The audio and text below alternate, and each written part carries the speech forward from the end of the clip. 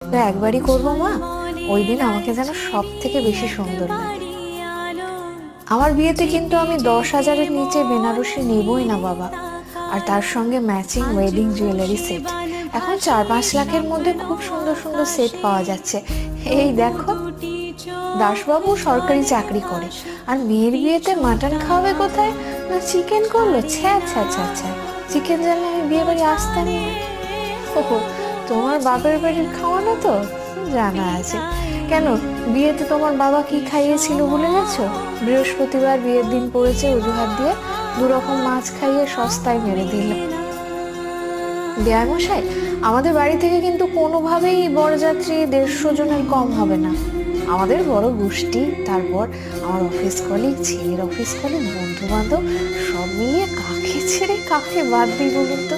আরে হ্যাঁ, খাওয়া দাওয়াটা একটুখানি বুঝে শুনে করবেন প্লিজ। ছেলে